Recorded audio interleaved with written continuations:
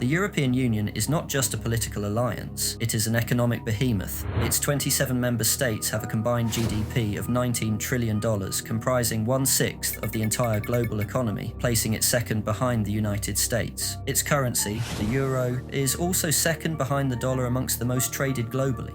Therefore, it's clear to see just how influential this union is to the world economy. Given its immense weight, let's explore exactly how the EU's economic integration unfolded. In the aftermath of World War II, a ravaged Europe faced the daunting task of rebuilding and ensuring lasting peace. The European Coal and Steel Community, formed in 1951, marked the first major step. By pooling coal and steel resources among former enemies, France and Germany, it aimed to make future war materially impossible. Building on this success, the 1957 Treaty of Rome established the European Economic Community. This created a common market where goods, people, services, and capital could move freely across borders. Over the following decades, the EEC expanded its membership and its ambitions, paving the way for a fully integrated single market by the 1990s. This integration eliminated trade barriers as well as harmonizing rules and regulations. The EU as we know it today was formally created in 1993. Another pivotal moment was the creation of the euro in 1999. This single currency, initially adopted by 11 member states, dramatically reduced transaction costs and bolstered the perception of the EU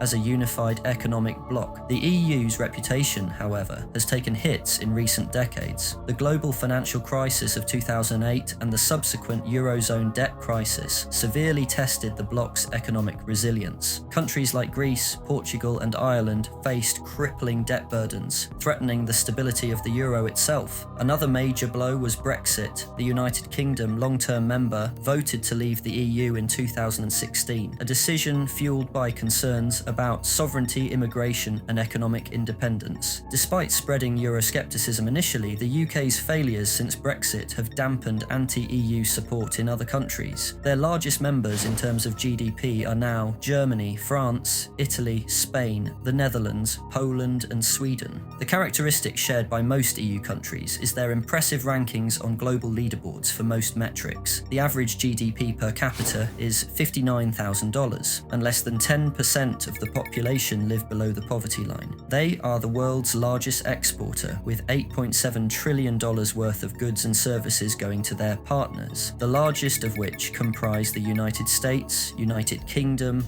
and China. Each EU nation has their comparative advantage. Germany is the chief exporter of cars, while Italy exports a lot of machinery.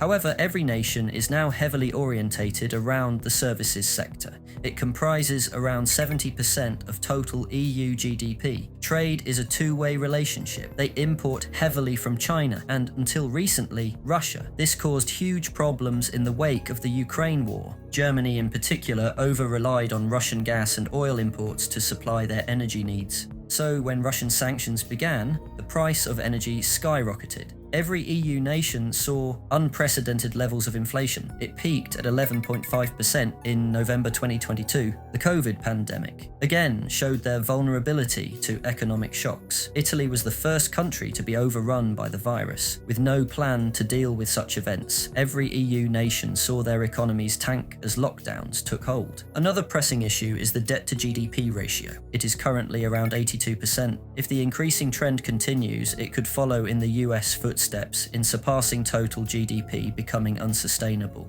With less fiscal flexibility, they may struggle to launch stimulus packages or support ailing industries during recessions or financial crises, leaving them more vulnerable to shocks. It would also make investors nervous about a potential debt default, which could cause mayhem on the economy. Despite this, the EU remains a highly modernized economic bloc. Everything points towards a group of highly developed nations working in tandem. The expansion of big cities and globalization has resulted in a huge, office-based and knowledge-oriented services economy. However, this could backfire in the coming years as automation of cognitive tasks looks set to wreak havoc. A recent report suggested that 8 million jobs could be taken in the UK by generative AI in the next 3 to 5 years. Although the UK is no longer in the Union, every other service-based economy will follow their fate. So although the EU at present looks solid, the future is blurry. They could be the first case study of technological progress causing huge economic shifts.